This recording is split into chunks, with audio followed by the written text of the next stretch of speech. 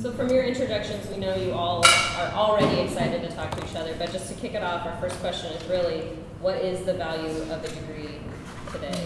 And that can be from any perspective, like you yourself, how do you value your individual degrees? Assume we have some people here. And then also, when you're hiring, you know, what is the value of a degree when you're looking at a potential new employee? So, I think dinner is on its way shortly, and thank you very much. Yeah, thank you. Enjoy your dinner. Thank you. Thank you. Right. Thanks, Betsy. Can we give a round of applause, please?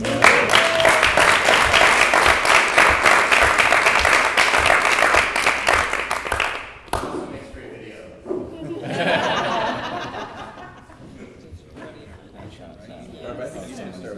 Okay, we'll start with this question, what's the value of a degree?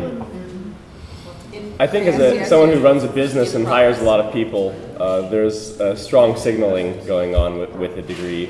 And I think the signal is along two vectors. One is how hard was the program and school that you went through? So I have a sense of how hard you can work.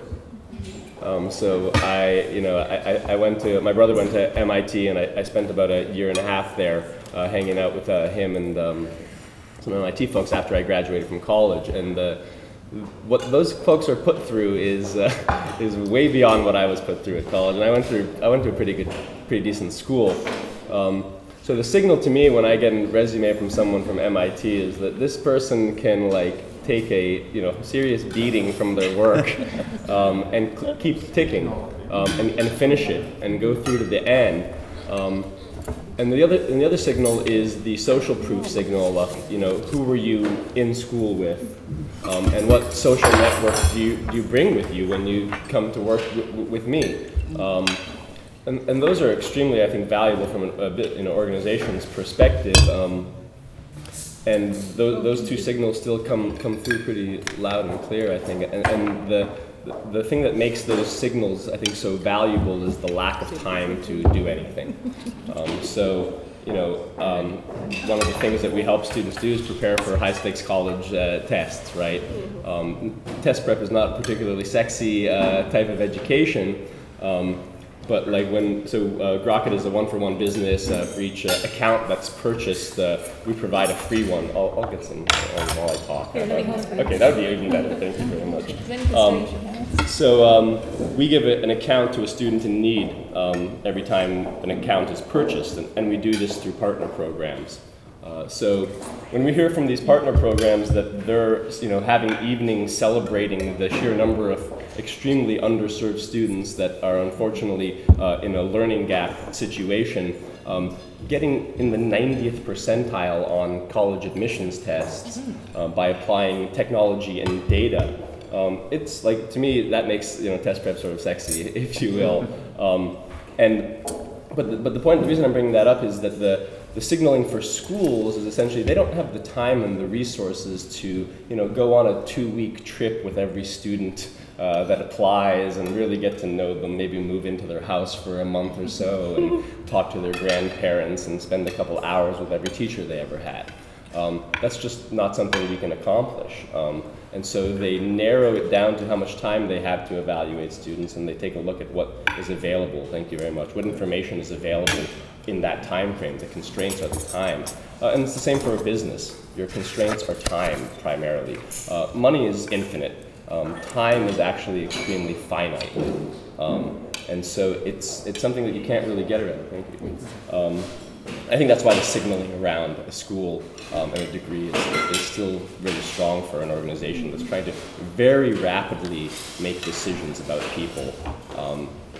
Without another form of signaling, I don't think it's going to change. Do you hire somebody without a degree? Oh, I hire plenty of people without degrees. I've hired people who've been homeless. And they're really competent, incredible, intelligent, productive people. I've hired people who barely have high school degrees, and I have several people who are from MIT, Harvard, and Stanford as well. So they all work together very well. I think that's right. For me, the degree is not actually the first thing I look at. I'm sorry? I said for me, the degree, when I'm hiring, the degree is not the first thing I look at. Right? The first thing I look at is if it's a creative position, portfolio. Portfolio speaks to me much wider than degree, because you can have a brilliant artist, you know, who's never gone to school is going to get a lot more consideration from me than one who's got a great degree, even from an MIT.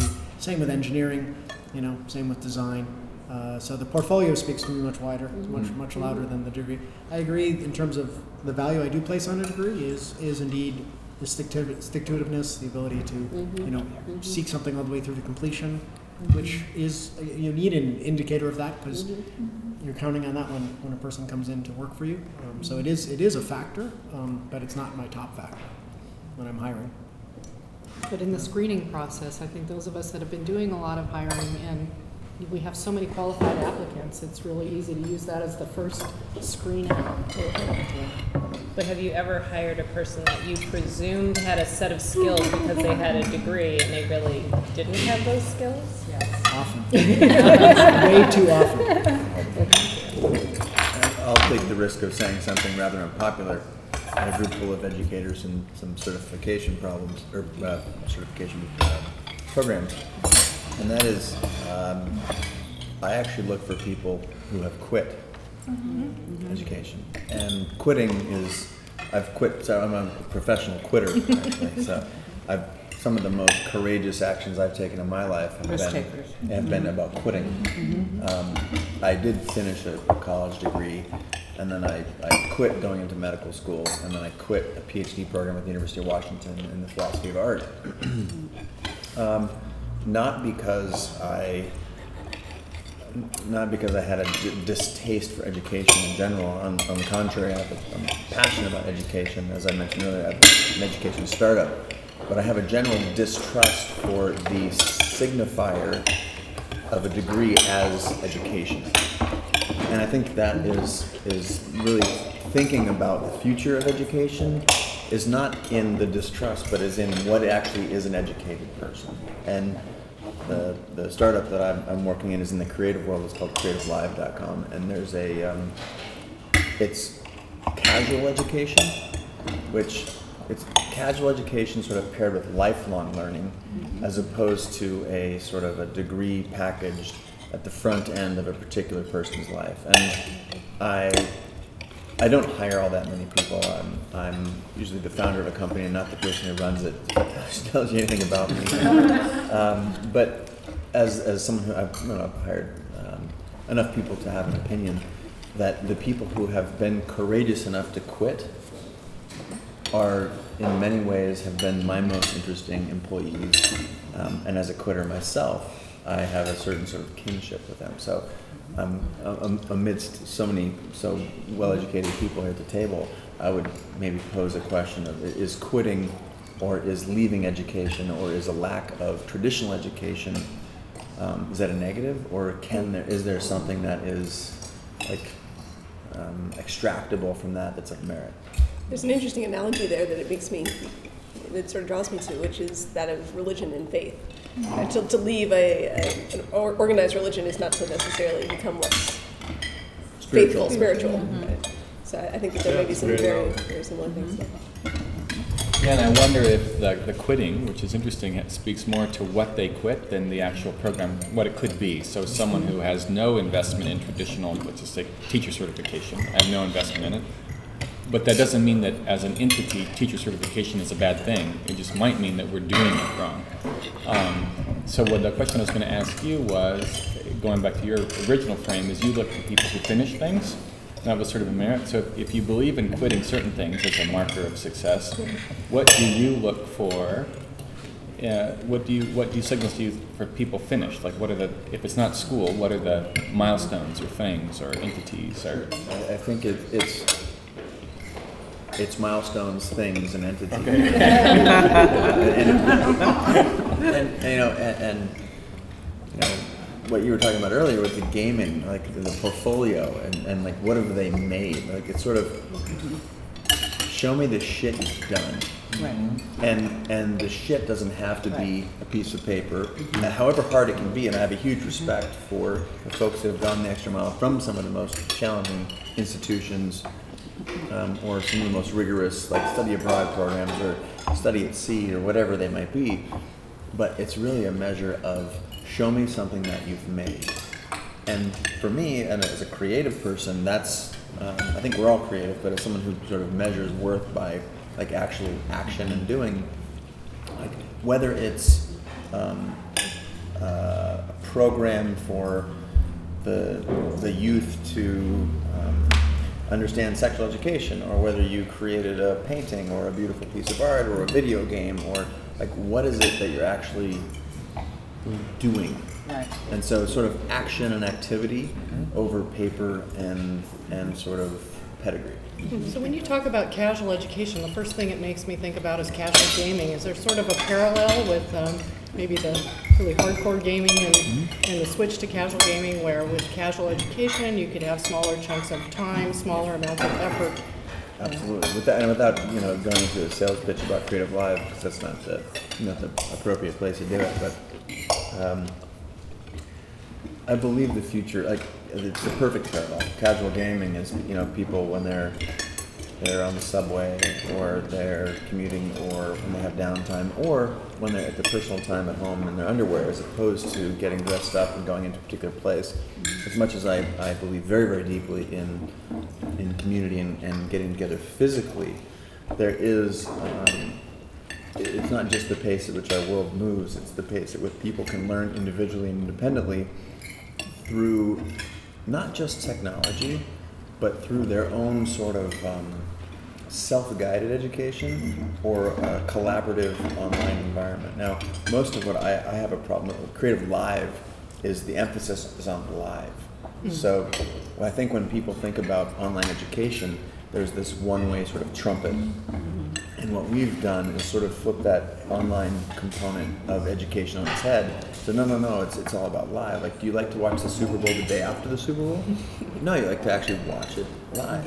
And I actually hate the Super Bowl, but the idea of taking the best components of education, the relationship that you have in a classroom, think of the benefits. It's not just teacher down or video out or megaphone out, but to use Twitter or social networks as a mechanism for asking questions, whether you're in Nairobi, Arkansas, or Argentina, to be able to ask a Pulitzer Prize-winning photographer why they made the choice that they did.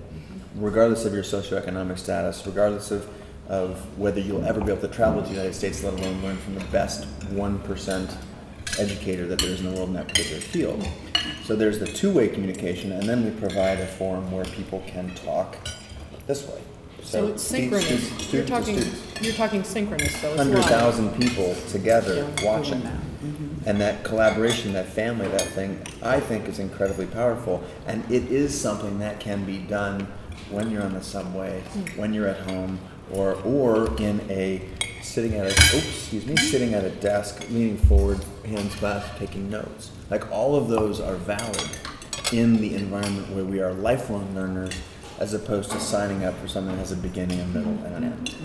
So I think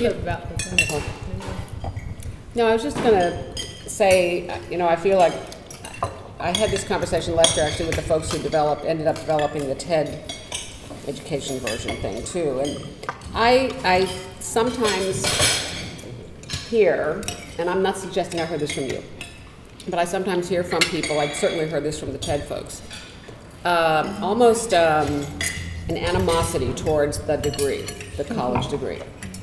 That it's exclusionary, it's sort of colonial, right? We inhabit everything, we set the rules, we tell who can get in, who has to stay out. And so when sometimes you ask the question, what's the value of a degree, people go, you guys you keep people out and you set the rules and you constrain and you do all this stuff. My perception, and I certainly don't think this is uniform across higher education, you can correct me if I'm wrong, is that one of the things that many of us in higher education are embracing right now is the idea that there are lots of ways to learn. There are lots of ways to validate your learning, and there are lots of ways to engage in and share the products of your learning. One of which is a degree. But to suggest that, so one of the things we have to do inside higher ed, I can pass this on, is to open this up and say, we embrace these multiple ways in which people can provide evidence of their learning. I totally hear and I've learned a lot from Jordan about this, and in fact our new degree program in interactive media is a direct result of Jordan and folks like him saying, I don't really care about the degree, I care about the product. So the core of our whole new degree is studio classes, where students produce products. And yes, they'll get a degree, but they will have products so that you can tell what they've really done in that sense. But I feel like one of the things that we are doing as part of reflecting on higher education and changing inside higher education is to say, yes, a degree we still believe is meaningful. Maybe we're being troglodytes on this thing, but there are ways in which I still think a degree is meaningful. I think we need to change and open up what constitutes a degree. The thing that universities have done for centuries is to validate a credential by validating the people who provide the learning. That we say we vet the people who are standing in front of the classroom. And so therefore, our vetting process guarantees to you that the people who are standing up in front of the classroom know something that they're talking about. We often vet them for their ability to stand in front of a classroom. Yeah, that's yes. It's published. Yes. It's published. Not do they actually have social skills? Yeah, they don't. Well, no, whoa. Okay, let me so I'm just saying this is where the tradition came from. Now, does it have bad examples? You bet it has bad examples, and we haven't done very well policing bad examples inside the academy. But I think that one of the things we need to do is open up and say that if part of what we've done is to say we want to validate that people know something before they teach you, there are lots of ways to validate that people know something before they teach you. And it's not only our business. And so we have to figure out how can we open up that this is multiple people's business, and we share that space and not try to say it's only our space, which is what we've done for the last multiple hundreds of years. But I think we can do that without saying you have to take apart the degree. You have to break down higher education. You have to get rid of universities. And that's maybe where I'm being a little retrograde, but I think that's true. My guess is we actually probably all agree on this, which is, and tell me if I'm wrong, I'm interested to see who's disagreeing, that degrees have some value, they're not the end-all be-all, we shouldn't get rid of them, and there needs to be additional ways to do signaling. Does anyone violently disagree with this notion? Let's find something we violently disagree with each other on. Well, there's different ways to signal student learning. I think about prior learning assessment, which is something we're looking a lot at in the two-year system. We have a lot of students who come to us who are very accomplished in their lives and their careers, but have not pursued a traditional educational path. So what are some of the ways that we can validate what they already do know without forcing them just to take classes for the sake of, hitting a check mark on a transcript? Do we feel like other signaling methods aren't coming online fast enough? So portfolios are certainly the case for designers. For developers now, the first thing we really look at is GitHub. Does anyone know what GitHub is? So, but in certain industries, so in your industry, the person who comes non-degree actually has as much street cred. Yeah, and that's what counts. They have as much street cred. Is they have street cred as you need in order to make the decision to hire. I've never looked at a degree. Exactly. That And you know what? so in my that work, may not work for Boeing. Fair enough. That's Boeing's problem. But They're missing out. So we're saying that there's not the right I would signal. say I'm happy that Boeing doesn't take just if somebody walks in off the street and can tell me I can build an airplane if I'm going to sit on that airplane. Yeah. So the signaling paths aren't coming online fast something. enough is maybe what's happening. Because Well, they're coming let's online. take Harvard View. Okay. Let's imagine, Yeah, there you go. So street cred. I've done emergency medicine in Afghanistan as a nurse practitioner. I'm now ready to be an ER doc. There you go. I know. I don't know about the heart works, but I actually can triage a wound that comes in. Yeah. All right. We're seeing a lot of de-skilling of medicine. Yeah. No, I'm not. I'm just trying to play with an example. Right. Would So, you want to be a patient in would that you want to ER? be a patient of that person? In an ER, maybe not. In a primary care physician's office, heck yeah. I know, but he's saying the ER. I think So let's say in the ER. Would you want to walk into that The ER? analogy might not hold, but I'm trying to play with No, the it's a idea. good analogy. It's a good analogy. So how do we think about? I'm fine for giving credit for previous competencies, Yep. but what are the ways that we can actually wrap assessments around those? Love you. I love the way you speak. I love everything about you. You're great. I want my kids to hang out with you.